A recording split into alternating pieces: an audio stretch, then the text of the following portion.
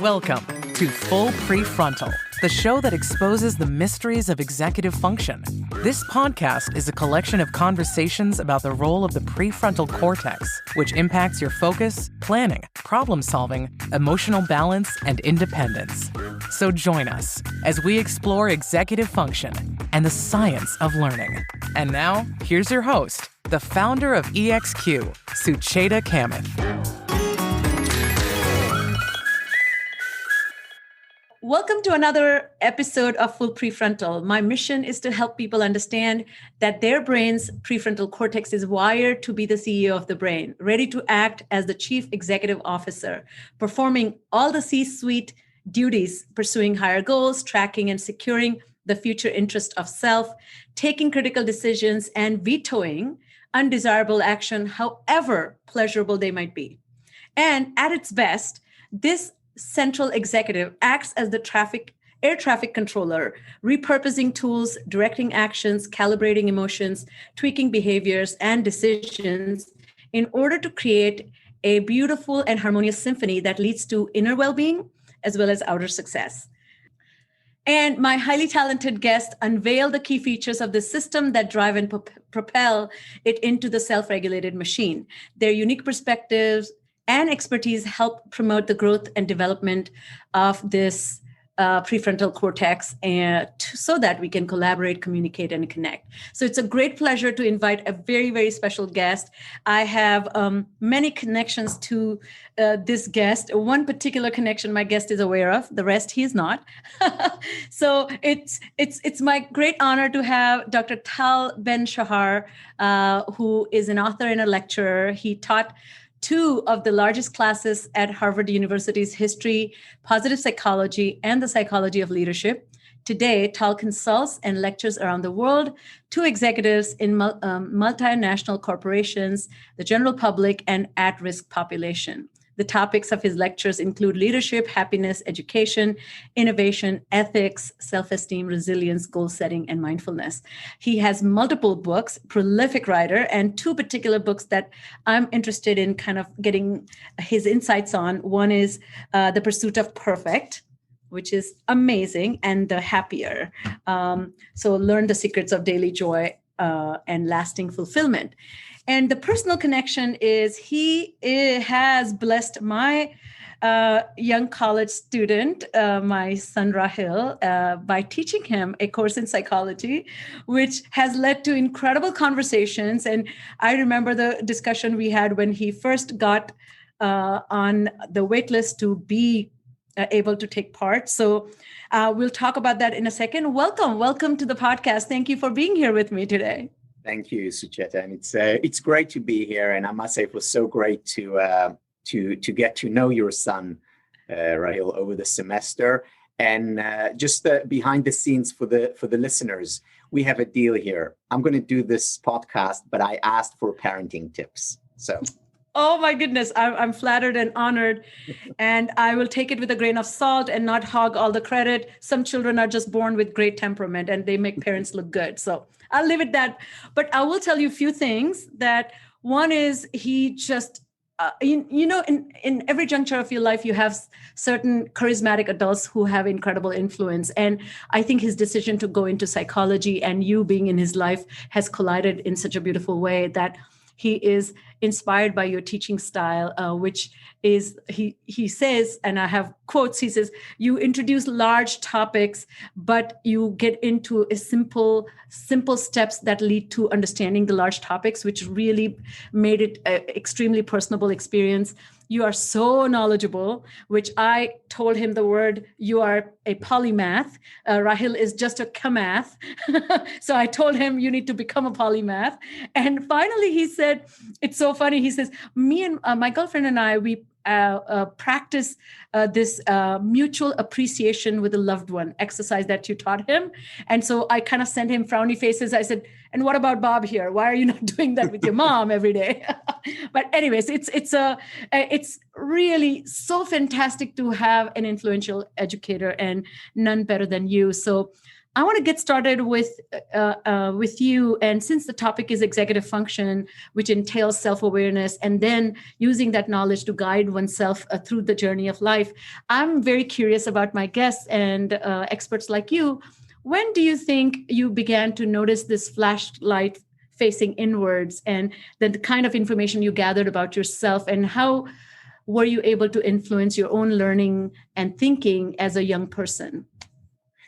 Yeah, obviously we have, as individuals, different tendencies, and many people who end up going into psychology usually lead examined lives. Socrates once wrote, "The unexamined life is not worth living." Yes. And I will add to that the over-examined life is often tedious. And I sometimes erred on the over-examined life. So I'm not just saying this as as a compliment or as a good thing. There can be too much of a good thing. But I remember specifically one experience where I realized that I was captain of the ship, master of my destiny, and it happened when I was 14. And what very much defined my childhood was sports, athletics. I was a squash player. Later on, played professional squash. And a champion at best. But way before then, when I was 14, I really wanted to be a top player, and I played the competition, age groups and so on. And then I went to a championship. It was an international championship, and there I saw some of the best players in the world. And it was my first or second time seeing top squash, other than on TV or video. And I was sitting there, and suddenly it dawned on me, and I looked at these players who were a lot better than I was, and I said, I know how to get there. I know what I need to do in order to become that player 5 years, 10 years from now. And in fact, it seemed to me very simple. I said, all I have to do is, I obviously have to have coaching to be coached. But I have to spend, 3, 4, 5 hours a day on court, hitting the ball up and down, and then I will make it. And I thought to myself, wow, it's easy. Now, not easy physically. I knew that it would be very hard, and working in the gym and running and playing, physically hard, but easy in terms of the blueprint and the path to success. And that aha moment stayed with me ever since. Even just before coming to this to speak with you, my eldest son, who's 16. And he said to me, "Oh, Dad, I have so much work today. I have math homework and film class homework, and I have a presentation, and he's preparing for his SATs. Oh God, what am I going to do?" And I said, "David, it's just work. That's all it is, and just do it one by one by one, and you'll see that at the end of the day, you'll have so many check marks. You'll feel good about yourself." And I mean it. All it is work. Later on, I was exposed to work by Anders Ericsson. Anders Ericsson, who talks about the path to success, the 10,000 hours. But I think that for me was a definitive moment, because I till today. Okay, so I want to write a book. All it is putting in the hours. I want to study a new field. All it is getting to those books and reading them. It's only work. Wow. That's, first of all, I think to me, that's a incredible insight. But secondly, it's a perspective. You had even though you're at the bottom of the hill, it sounds to me that you had that aerial perspective on the landscape of learning. That's again, it's quite young wisdom. I really appreciate that. It's funny you say that. I had this kind of understanding. I was, believe it or not, aspiring artist, but not a single original idea. I was very good at art, producing art. So drawing, painting, all kinds of mediums.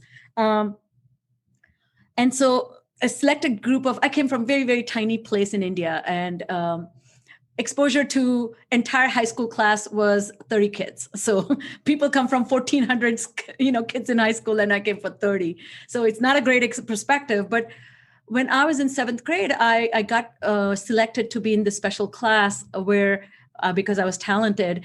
And at that time, I realized that there are some kids who are naturally able to imagine things without having to see them. That was not something part of my repertoire. If I could see it and I could capture it, copy it beautifully, paint it. And then I saw people completely out of imagination. That perspective gave me an insight that I am not that. And every juncture of my life, a lot of things have reminded what I'm not, which has helped me a lot more than what I am. I think finding the the combination or a balance between the two. What am I not? Yes. No less important is what am I or who am I?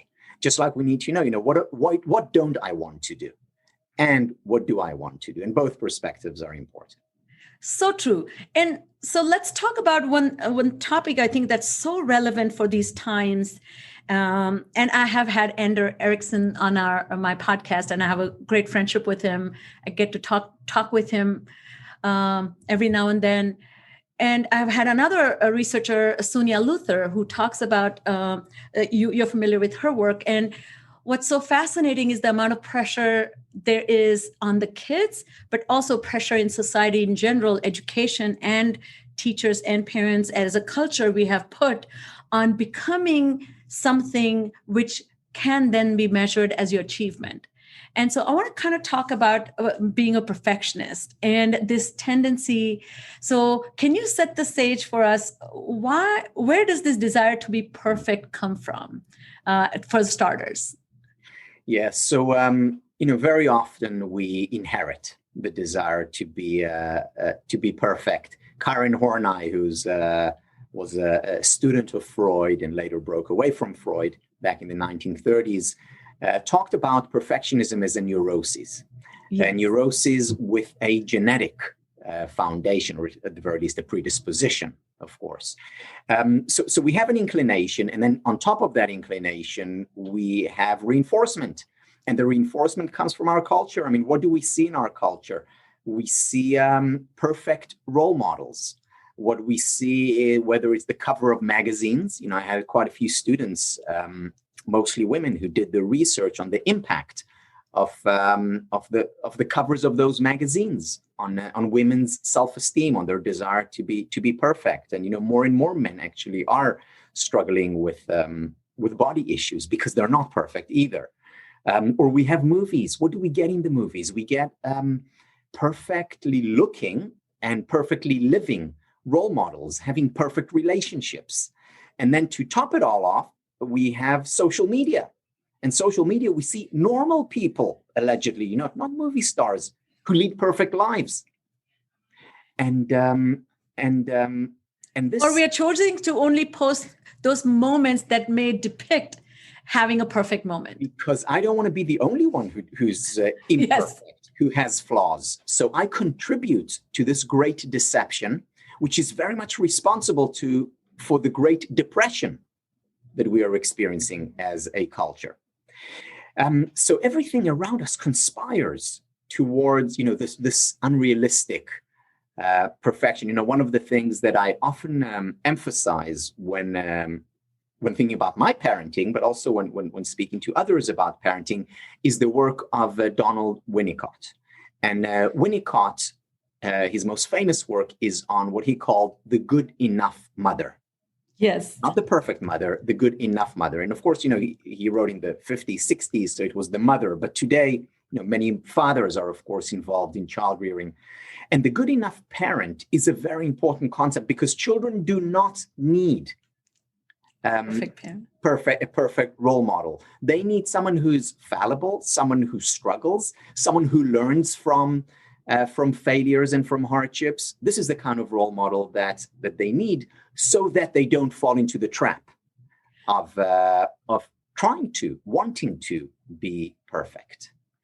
I love that. I think the Julius Siegel's concept of the charismatic adult, which is one from whom children gather strength from. And to frame it the way you said it, that we don't gather strength from perfect people. We, in fact, gather strength from those who have unconditional acceptance of the way we are, wherever we are. They meet us where we are. Of the way we are and the way they are. Yes. So it's no less important, to be the change, in Gandhi's words. We need, so, we're going through, a pandemic now. It's, a very rough ride for most people. And very often during this ride, I've said to my kids, I need a night off, or I'm really feeling down, or can I talk to you about something that I went through at work? And because it's important for me that they have a real model, not to say, oh, my dad's a happiness professor, so I should be happy all the time. But rather to see that, I struggle too, and therefore giving them the permission to struggle as well. Well, I feel you have left such a trail of breadcrumbs for them, because every book that you have written, you are so honest and candid. And even in this book, Perfect, I think you talk about your own vulnerabilities as a perfectionist, striving to tame down the beast. Can you tell our listeners a little bit about your story about squash and the kind of messaging you got about excellence translates into perfect all the time? Yeah, so throughout my squash career, I had a constant knot in my stomach, and it was always there. And the only times when it went away, but only for a short while, was after I had a perfect practice session, or after winning a tournament and feeling the relief of it all. And I won the Israeli national championships. I'm originally from Israel, which was my dream come true. And I thought, okay, now the knot is going to go away, finally. And it did go away for about 4 hours. And then it came back again. And then I said to myself, okay, now I have to be the world champion. Then it will go away. And I went over to London and played professional squash. And I played with Jansher Khan, who was the world champion at the time. Got better and better, but my perfectionism was always my real nemesis. It wasn't the people on court, it was my internal perfectionism. In what way? One way was that I could not embrace imperfection, meaning every practice session had to be perfect. If Jansher Khan, the world champion, trained in a certain way, I had to train in the same way. And of course, what that led to was not just unhappiness and psychological dis-ease, but also physical injuries. So I got injured, and eventually it was my perfectionism that ended my career, my professional career. And I did learn a lot from that experience, but not immediately, because then my perfectionism from squash went to academics. Yeah, you're right about that. That's amazing. I had to go and get into, the top university and get straight A's, and every deviation from the straight and narrow was immediately punished psychologically. And at Harvard, I experienced the same thing that I experienced playing squash, a constant knot in my stomach. So yes, I felt a relief when I got in, but then in no time that returned. And suddenly I realized that I was the psychological reincarnation of Sisyphus, pushing a rock up the mountain, and then the rock being pushed back down. And then as I studied this is why I actually changed my majors from computer science to psychology and philosophy.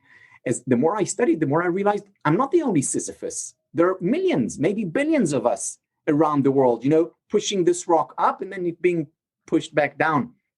And I started to study it, and more importantly, started to learn from what some very very wise men and women had to say about the topic.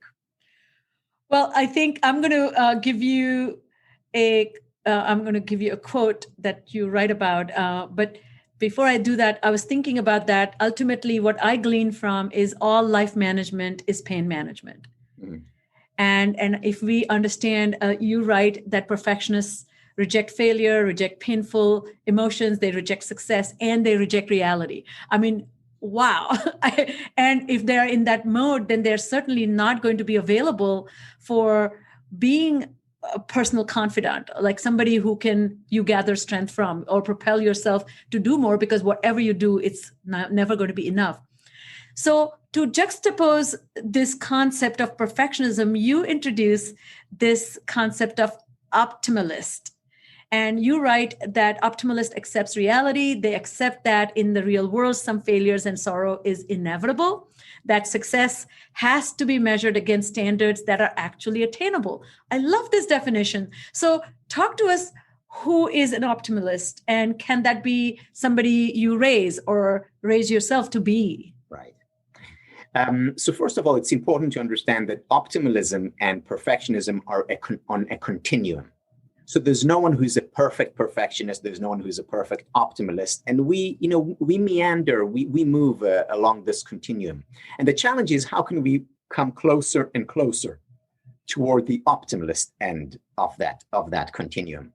Now, what defines that optimalist? You see, the opposite of a perfectionist is not a slacker. So perfectionism, as broadly understood, also has some upsides, because if I mean by being a perfectionist that I'm responsible, and that I'm a hard worker, and that I do set high standards, then there's nothing wrong with that. In fact, as people say very often in work interviews, so what is your weakness? They're asked, and they say, I'm a perfectionist. And of course, they don't mean that as a weakness, but rather they say, you can trust me, hire me. I'll get it done. Yeah, exactly. I'll get things done. I'm responsible. Yes. So this is the upside, the upside of perfectionism. And it's also one of the reasons why people struggle to get rid of the unhealthy perfectionism, because their subconscious is telling them, I want to remain a perfectionist. Everything that I've achieved in life, or most of it, is thanks to that. So it's important to distinguish what psychologists call maladaptive perfectionism versus adaptive perfectionism. I've called it optimalism, but it's essentially a similar archetype. Now, the optimalist cares about success. They work hard, they are responsible, and they also accept reality for what it is. This is in a nutshell. Accept reality for what it is. What does that mean? Part of reality is that we fail. Part of reality is that in order to succeed, to fulfill our potential for success, failure is essential. One of the mantras that I repeat over and over again, and I'm sure Rahil in our class, could tear out his hair. The amount of times that I say it is, learn to fail or fail to learn. Yes, he has mentioned that. Because there is no other way to succeed. Another mantra that I repeat over and over again and again to my students, to myself, to my kids, and to my, C-suite clients. I repeat, giving yourself the permission to be human. In other words, accepting, embracing the full range of human emotions, because that's reality. If my hope is to be happy all the time, not to experience sadness or anger or envy or frustration, that's unrealistic. I'm bound to be disappointed. The optimalist accepts, embraces reality, accepts and embraces failure, accepts and embraces painful emotions, and finally accepts and embraces success. I worked for 5 years. My dream was winning the Israeli national championship. That's what I would literally dream about at night, taking this trophy and lifting it. And I won. And the joy lasted for 4 hours. That's awful. Instead of appreciating myself, patting myself on the back. Wow, you worked hard. Nothing. You lay for 4 hours and then back to the knot in the stomach. That's unhealthy. So when people talk about perfectionism and they say, it's actually not that bad. I'm not talking about the good side of perfectionism. I'm talking about the perfectionism that doesn't allow us to live life fully. Another manifestation of it is in relationships. Perfectionists can't take deviation from the straight and narrow. In other words, whenever they are criticized ever so slightly, it's an attack on their sense of self. And what's the best form of defense? They attack back. and they put up Yes. walls and barriers, and it hurts relationships. It hurts in terms of our potential for success. It hurts our happiness levels. So many thoughts come to my mind. I listened to a leadership podcast by Peter Bregman, and there are a lot of leaders who I'm sure you're familiar with his work too. And then your podcast on Happiness Institute that I think this idea that you have to be cutthroat or you have to be mean and obnoxious if you're telling the truth is a kind of an adaptive lifestyle. But I have been thinking a lot about that it comes from that perfectionist who has managed to achieve an epitome of his or her own success. Then they look at other people who are failing to do so as if they're failing life. And that's again comes to that very rigid thinking about experiences of life. And the second thing that came to my mind about the thing you were saying about that trophy you held and the happiness lasted for 4 minutes. A lot of research has... 4 hours, which is huge compared to the one that I was about to share with you. Was I think what they did, I think you're familiar with this, the experiment where they looked at two groups of people, one who had, they lost the mobility of their left one side because of either, I think, accident or a stroke, and then group that won lottery. And they returned to baseline temperament. It didn't matter what their high was, how high the high took them, or how low the low took them. That has been very telling to me that how it's important for us to really kind of be pragmatic about it. And what I love about your work in this optimalist versus pessimist is not many people, when they talk about designing or particularly in the space of executive function, they don't talk about reality.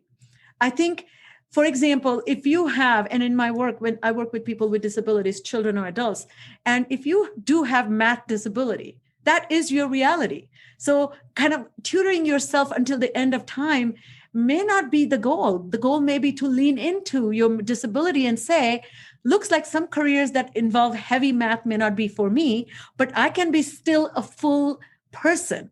That sometimes gets lost on people, which is kind of a shame. Yeah. And, one of the key topics within the field of positive psychology or the science of happiness is strengths. And there's a lovely quote by Peter Drucker, who spoke to the, I think it was the North American Disabilities Association.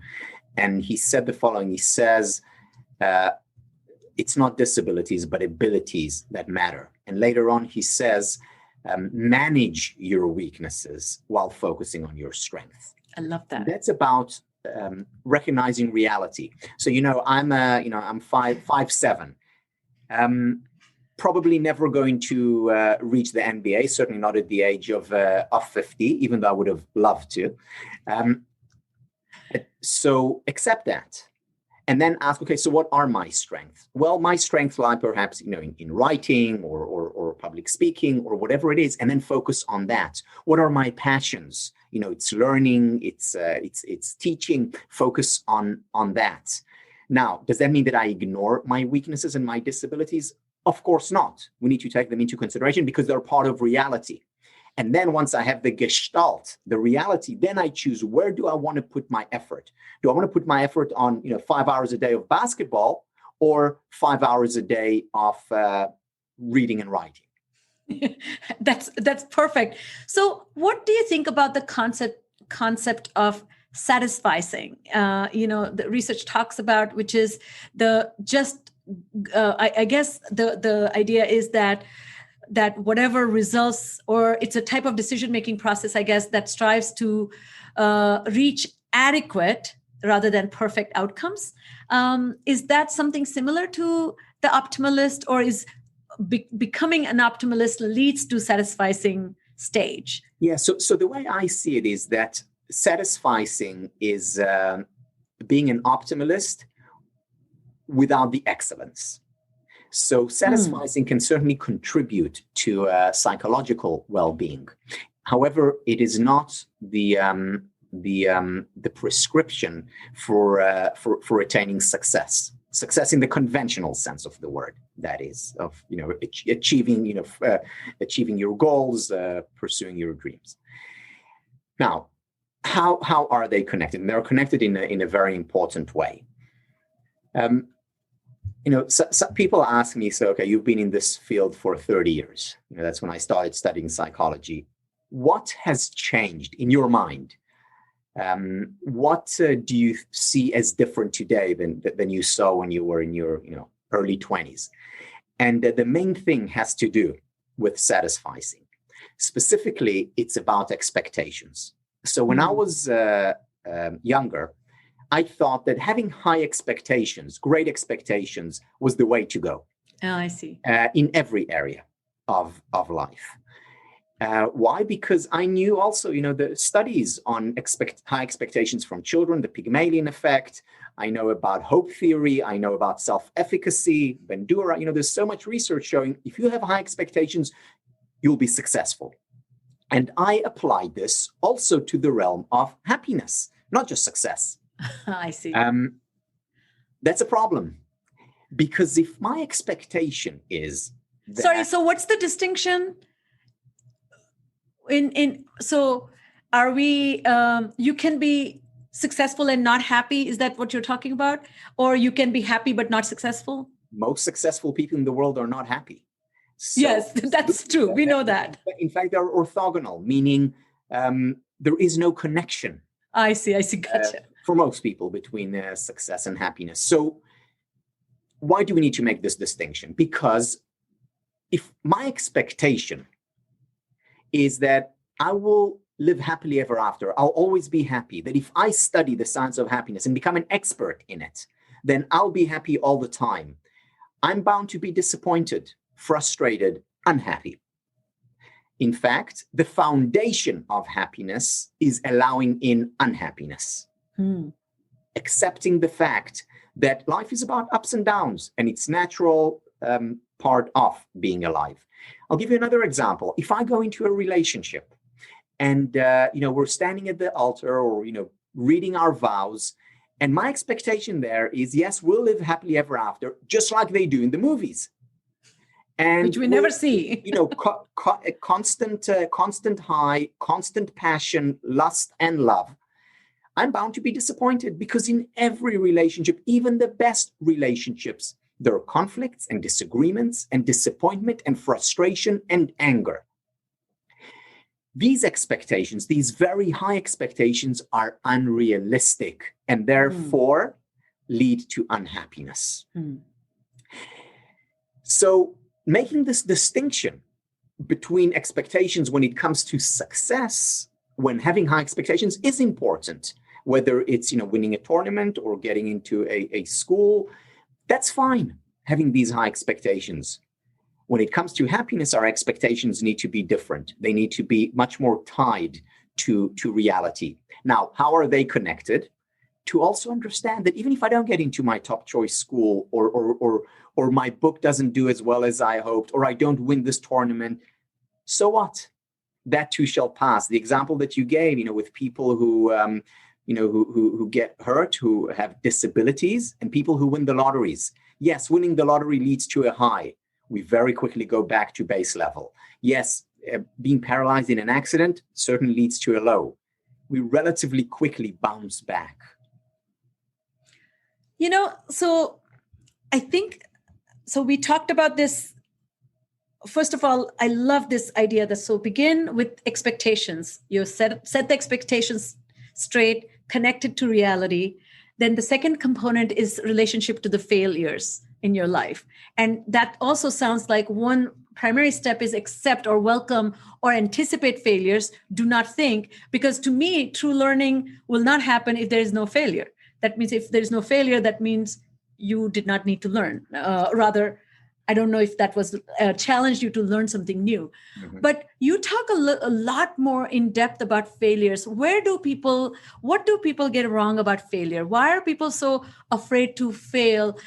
Almost they want to inoculate themselves from failure. So they safeguard their own experiences and those that they're responsible for, which is so silly to me. Like failure is so amazing.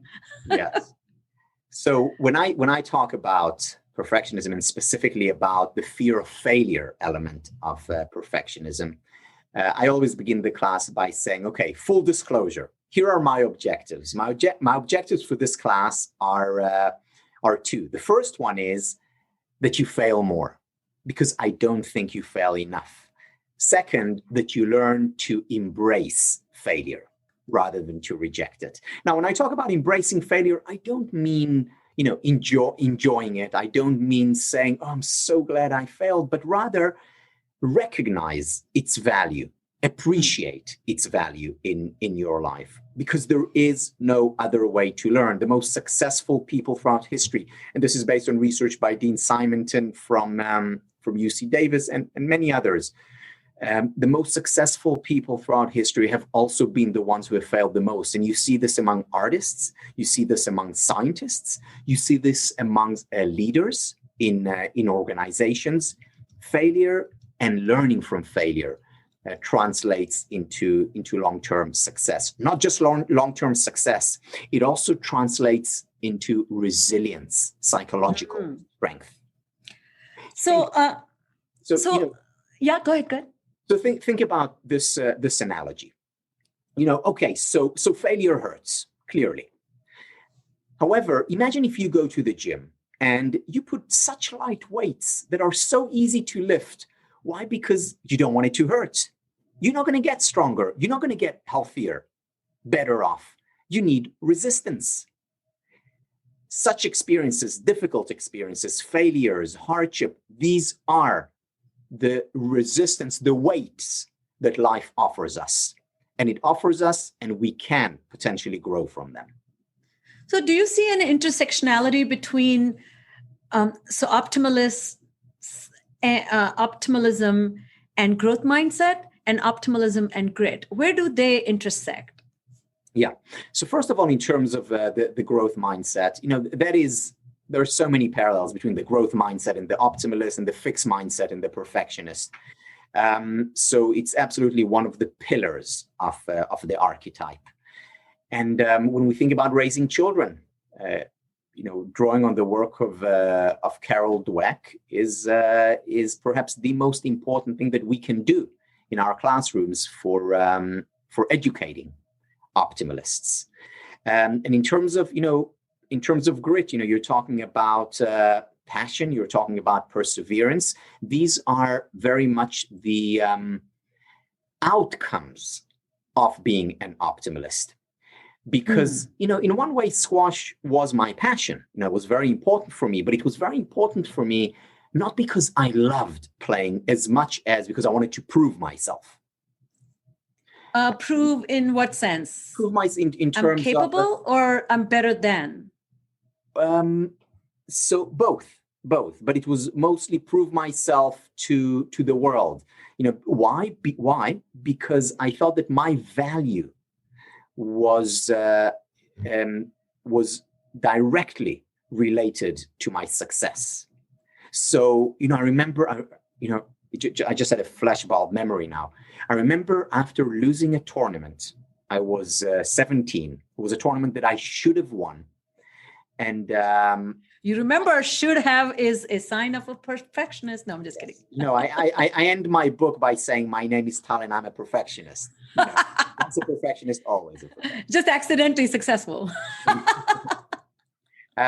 So I remember getting out of this, tournament. And when I say should, I was ranked number 1. I lost to the number 2 seed in the final, coming out and being sure that my girlfriend was going to leave me. And the only reason, if she doesn't leave me, she doesn't leave me because she feels sorry for me. So, to that point that my self-worth, and again, this is very common among perfectionists, is associated with perfect outcome in a tournament, on an exam, at work, financially, whatever it is that you assign importance to as a perfectionist. So I'm going to ask you a little bit of a heady question. And so I'm an ardent student of Vedanta and talk about self-actualization and to transcend our lower level motivations and pursue higher level motivations, which is greater good, to see something larger than self, which is what you're talking about. And you're encouraging all of us to think about that. So obviously, perfectionism can be a huge barrier in transcending. And I think one of the conversations I was having with some friends, and one of the fears that they were having, forget transcending, but they were talking about that they don't want to lower the standard. They don't want to be that unaccountable. I can be anybody. I don't want to be a hobo. So kind of if you're not focused, goal-oriented, achieving, opposite of that is incredible, like slacker, useless, nobody. But to me, transcend is to recognize we all are going to me, like when I envision a mountain, I don't see a peak where only one person can stand at a time. So you have to knock him off so that you can take the place. It's like a plateau. Many people can stand together. How do we, what's the collective psyche of bringing happiness where you become this person which invites other people to do the same? Yeah, that's a very important distinction that you made. In our culture, there is a very clear and unambiguous distinction between selfishness and selflessness. Mm-hmm. So if you go on you open a thesaurus and you look for synonyms for selfish, you will find words like self-interest, immoral, evil, inconsiderate, bad. This is what's associated with selfishness. Oh, wow. Then you go on selflessness and you look for synonyms or a definition of selflessness. Good, moral, generous, kind. So we all don't like what we read about selfishness, and we certainly like what we read about selflessness. This distinction is unhelpful. In fact, it's destructive. Here is why. You see, when I pursue happiness, it is a selfish pursuit because I'm thinking about my own happiness. And as I climb up and become happier and happier over the years, I'm helping myself. So that's selfish. I see. And I'm also helping others because there is a lot of research showing that when I increase my levels of happiness, I do become more generous and benevolent towards others. When I'm happy, when I feel good about myself, I'm more likely to give and to be kind. So selfishness leads to contribution to others. So is it really selfish? Well, it's certainly not selfish in the sense of being evil and bad and inconsiderate. We have it wrong. Now, on the other hand, when I give, when I help others, when I'm kind toward others, that's nice. But is it selfless? Not really, because I feel better about myself when I help other people. So rather than creating this distinction between selfless and selfish, what we need is what I've come to see as an upward spiral of generosity, where I help myself, and through helping myself, I'm more likely to help others. And by helping others, I'm more likely to help myself, and on and on and on, which very much describes that mountaintop that you described. Let's all rise together. Yes. In this connection between what we call selfishness and selflessness. And I thought I coined a new word, but I then Googled it and found that other people have used it before me. Rather than selfishness and selflessness, we should talk about self-fullness. Love that. Which is the integration of the selfish gene and the selfless gene, so to speak. I love that. This reminds me of Peter Emmons' work in gratitude. That definition of gratitude, or gratitude, has two components to it. One is the affirmation of goodness, which is I am thankful, but acknowledgement that it's outside you. So if you don't say, I am a thankful person, so suddenly it can give you a high. No, because of you, I am feeling this. So I'm not because you can really become arrogant by like, I'm so self-effacing, I'm so humble. No, you're, you're like literally being selfish by calling yourself incredibly thankful and grateful. And, I'm a student of mindfulness. And one of the things that I'm noticing, I'm doing a mindfulness meditation teacher certification with Tara Brach and Jack Kornfield. It's going to take me 2 years, but I have had a meditation practice for 12 years. And I entered this space, and I have done different kind of work, which is with Vedanta and then also with executive function. And then I arrive in this space, and one of the dangers that some contemplative research science talks about, that when you think about mindfulness, suddenly you become hyper focused on self. So if without having the compassion piece, you are going to lose perspective, because then you're going to be egocentric, right? What are your thoughts about that? People are now taking mindfulness so seriously that they're not bringing that it has to be useful to others, not self. I don't think it's a coincidence that most of the Buddha statues are of him laughing heartfully. Yes. Because it's an indication, stop taking yourself so seriously. I love that. What I often find in I meditate daily as well, and what I often find in meditation classes and retreats is it's so somber and it's so serious, and playfulness is very important. And I want to say just something about playfulness, because it's a central. Every morning I have my reminders. Reminders are my core values that I remind myself every morning. And one of the core values for me that I remind myself every day is permission to be human. But another one is playfulness. I love that. And the reason I do it, I started it back in 2000, and I think it was 2008 or maybe 7. Are you a prankster?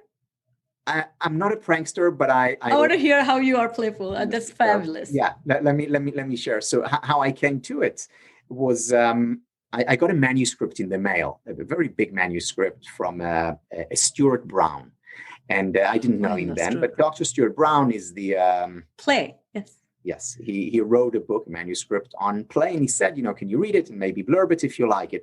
Now, usually when I get books to read and blurb, I go through it, and then if I like it, I blurb. If I don't, I decline cordially. This book I couldn't put down. I read word for word, and at the end of it, I was completely taken and realizing just how important play is.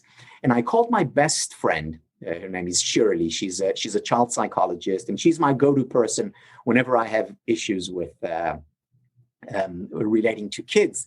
And I said to her, Shirley, I just read this book. You have to read it. It's amazing. But it really got me thinking, and I'm concerned. And she said, why are you concerned? And I said, well, David was 4 years old then. I said, David is such a lovely kid, and he's wonderful. And but he's also so serious, and he doesn't play enough. And now I realize how important play is. He doesn't play enough. And suddenly there is silence on the other side of the line. And I said, hello, Shirley, are you there? And she said, yeah, I'm here. And then a few seconds go by, and she asks me this question. And she says, Tal, do you play enough? Yes. And, it was one of those questions that change your life. It was a rhetorical question, and she knows me well. And, I'm so serious, and, I'm, in my head and cognitive and live the over-examined life. Yes. And at that point I resolved, and I said, first I want to do it for myself, but even more so for my children. And I started to play more, being the change that I wanted to see in David. And we have a playful family. And playful could be, playing basketball together, or, making TikTok dances together. Yeah, please don't look me up. Or being silly. Yes, so important. And that's okay, and that's important. So being playful is a very important part of happiness, and it takes us out of this self-importance and very solipsistic existence.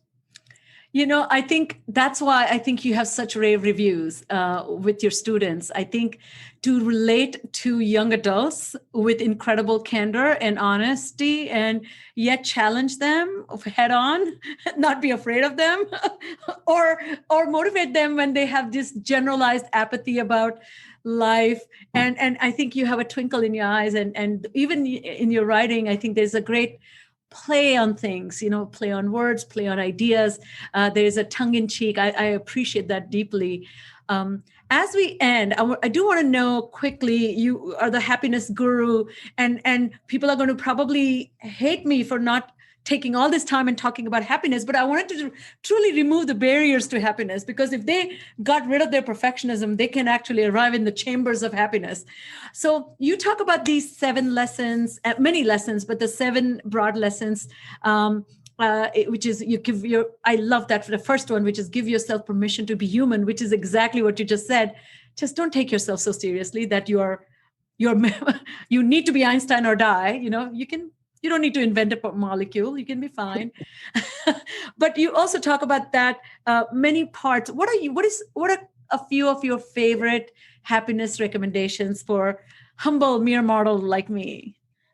Yeah. So, the thing about these basics is that they are important for all of us. So people ask me, so Tal, what do you do now that, we're in quarantine and going through a difficult time and experiencing, a global level trauma? What do you do? And I say to them, I go back to the basics. I do more of them, but I go back to the basics. For example, physical exercise. There's so much research showing that regular physical exercise has the same effect on our psychological well-being as our most powerful psychiatric medication. So exercising 3 times a week, 30 minutes each time. It could be swimming or walking, or best of all, dancing, or soccer, whatever your favorite sport is. So sports is important. Movement is important. Second, expressing gratitude. The work by Emmons and McCullough. Before that, brought to us by Oprah herself. Yes. So, keeping a gratitude journal or going around the dinner table and sharing things for which you're grateful. Writing a gratitude letter. These are all very powerful, simple, but powerful interventions. Keeping a journal in general, writing about painful experiences, writing about what you're going through can help you make sense of your life. Number 1 predictor of happiness, relationships, quality time we spend with people we care about and who care about us. And again, remember, there are no perfect relationships. But there are intimate, meaningful, deep relationships, which are very important to cultivate. You mentioned, Sucheta, meditation. The research on meditation is literally and metaphorically mind-boggling. And it doesn't have to be, 3 hours of, lotus position silent meditation. It can be even 5 minutes focusing on the breath going in and out, or listening to your favorite music mindfully without distraction.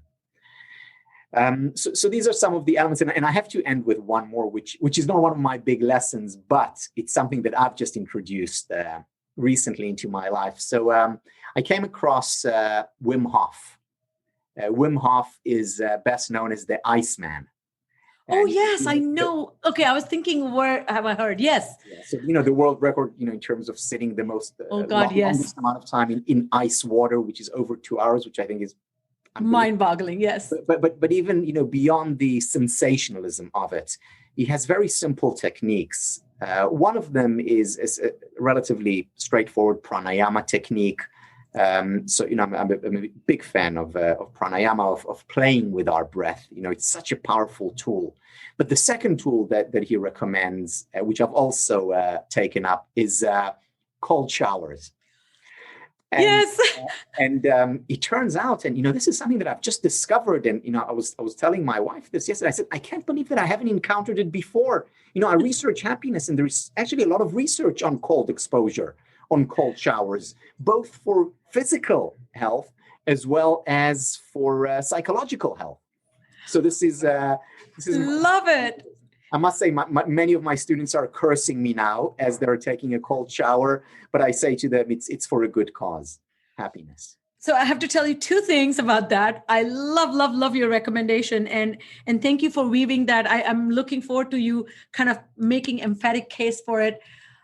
So one, have you seen the recent documentary that has come on Netflix called My Octopus Teacher? Beautiful. One of my favorite all-time movies. Oh my God. So he talks about how he acclimatized himself so that his heart doesn't pound, he can actually become one with that ocean. And I just love that story. And second thing is, so each year as part of my spiritual journey, I take a resolution that helps me connect my mind and body together.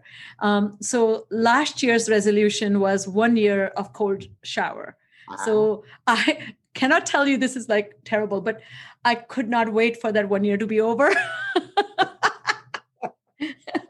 And I must say, I was very proud of myself for just cursing myself for taking a vow of that kind or a resolution, and then eventually not really paying attention.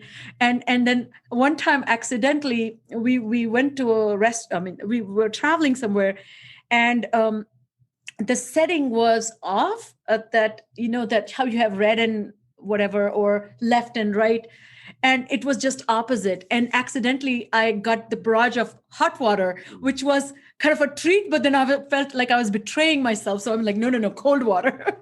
But that really gave me a great perspective, and I don't know if directly contributed to happiness or not, but it just taught me that I can develop patience, I can develop tolerance, and I can actually have a relationship of self-created adversity that can last longer than real adversity might. Yes. So this is, a few issues. One issue is, so Wim Hof and generally people who recommend cold exposure don't say this is the only thing you should have. So, I still enjoy and I love, a warm or a hot shower. But at the end, for 30 seconds or a minute, go very cold. Or immerse yourself, if you have a cold water source nearby, immerse yourself for, a minute. It doesn't have to be for a long time. So it's not about giving up pleasures. It's about adding a little bit of discomfort. Yes. Now, this discomfort is important because as you go to the gym and you don't lift weights and there is no discomfort, you don't grow stronger. Modern life has become so comfortable that it's making us uncomfortable. Yes. Because, we're always, dressed up. And, when kids leave their house, parents are obsessed with them being, we're overprotective, whether it's with our clothes, whether it's in terms of their struggles at school. We're helicopter parents. No, let them struggle. We need to struggle as well. And it's through that struggle. And by the way, this has a lot to do, of course, with Sunia Luthar's research on the underprivilege of privilege. We need to also let them struggle, and we need to struggle ourselves as well. Well, I listen, I can talk to you for hours, and I do not mean to take up more time than I have. I really appreciate this amazing banter. Before I let you go, what are two your favorite book recommendations for our audience that have influenced you in some way or your work? Yeah, so there are a few books that really influenced me over the years. The first one is Nathaniel Branden's The 6 Pillars of Self-Esteem. Nathaniel Branden passed away a few years ago. He was a mentor, a teacher. I got to meet him after reading his book, and it's a book that continues to be with me today. He talks there about self-acceptance. He talks there about responsibility. He talks there about integrity, about awareness, self-awareness, and so many of the components that today that I teach and try to live. So that's the first book, 6 Pillars of Self-Esteem. The second one, which is also a book that changed my life for the better. It's a book by Jeffrey Schwartz, who's a neuroscientist from UCLA. And Sucheta, if you can invite him for your podcast, you will thank me. Really? He is incredible. And his book, which I recommend everyone, is called "You Are Not Your Brain." And he was one of the first people to show, let alone talk about, neuroplasticity. Fascinating researcher, thinker, person. So that's the second book, and I know you asked for two, but I have to give another one. Yes, please. Which is Marva Collins was a school teacher in inner city. I have read her book. Yes, and also passed away just a couple of years ago. A real role model to me. I'm also dedicating my new book to her. Did you know her personally? I did get to meet her. Wow. It was maybe the highlight of my life. It was certainly one of the highlights. And she wrote a book called The Marva Collins Way, which is essentially an autobiography. When I read that book, that's when I decided that my calling in life was to be a teacher. Oh, wow. I use her as an ideal model teacher in my workshops when I talk to educators, and I use her story of how she inspired children to the students when I work with. I love Marva Collins' story. And these are amazing. I saw that you recommend your 6 Pillars of Self-Esteem to your students as a required reading. That is one book that I have not read, but a Jeffrey Schwartz book I have read. I'm feeling I'm halfway there. So you're giving me more work to do. I really appreciate you being on this podcast. Listeners, please, I'm going to add a lot of show notes for Tal's website, his courses. There's one coming up very soon, or maybe started already. No, it's coming up. There's always one that started and one that's coming up. Oh, okay, great. And I highly recommend. I'm actually waiting for your masterclass, by the way. I hope masterclass people have contacted you. But thank you for tuning in today on Full Prefrontal, Exposing the Mysteries of Executive Function. Once again, if you love what you're listening to, please share the wealth and help us connect with more people. And stay strong, be bold, and take good decisions so that your frontal lobes guide you to become a happier, more than you already are. Thank you, Tal, for being here with me today. Thank you, Sucheta. Thank you for listening to Full Prefrontal, Exposing the Mysteries of Executive Function. To contact your host, Sucheta Kamath, and learn more about her work on improving executive function, visit her website at exqinfiniteknowhow.com. That's www.exqinfiniteknowhow.com. Tune in next week for another informative episode of Full Prefrontal, hosted by the founder of EXQ, Sucheta Kamath.